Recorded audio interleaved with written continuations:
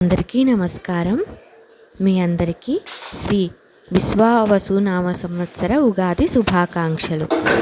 ఈ సంవత్సరం మనందరికీ అంతా మంచే జరగాలని నేను ఆ దేవుణ్ణి కోరుకుంటున్నాను. ఎంత బాగుంటుందో కదండి.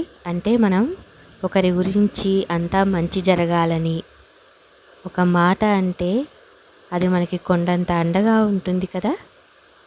కానీ చాలామంది అనుకోవచ్చు, అంటే మనం మాటలు చెప్పినంత మాత్రాన అనుకున్నంత మాత్రాన జరుగుతుందా అని. అవునండి, మనం చిన్నప్పుడు పెద్దవాళ్ళు చెప్పేవాళ్ళు, ఒరేయ్ ఎప్పుడు మంచి అనుకోరా, మనకి మంచే జరుగుతుంది. ఇప్పుడు మనం ఏదైతే పాజిటివ్ థింకింగ్ అంటున్నామో మనకి ఎప్పటి నుంచో ఉందండి. అంటే మనం అంతా మంచే తలుచుకోవాలని, మన ఇంట్లో ఏదైనా ఉన్నా అంతా మంచే ఉండాలని, ఏదైనా బొమ్మలు తెచ్చుకున్నా అన్నీ మంచి బొమ్మలే ఉండాలని, అలా చాలా ఉన్నాయండి.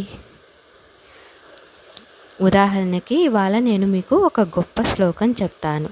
ఆ శ్లోకంలో వచ్చే వాళ్ళ పేర్లు తలుచుకుంటే అసలు మనం జీవితంలో ఏదైనా సాధించగలమన్న నమ్మకం అనేది మనకి కలుగుతుంది. ఆ శ్లోకం ఏమిటంటే, ధర్మం వివర్ధతి యుధిష్ఠిరకీర్తనేన, పాపం ప్రణశ్యతి వృకోదరకీర్తనేన, శత్రుర్వినశ్యతి ధనంజయకీర్తనేన, మాద్రీసుతౌ కథయితాం న భవంతి రోగాః. అంటే మనం యుధిష్ఠిరుని తలుచుకుంటే మనలో ధర్మం అనేది పెరుగుతుంది. భీముణ్ణి తలుచుకుంటే మనలో ఉన్న పాపం తొలగిపోతుంది.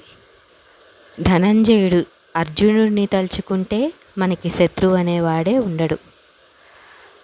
ఇంకా మాద్రీసుతో అంటే నకులుడు సహదేవుడు, వీరిని తలుచుకుంటే మనకి ఎటువంటి అనారోగ్యము రాదు.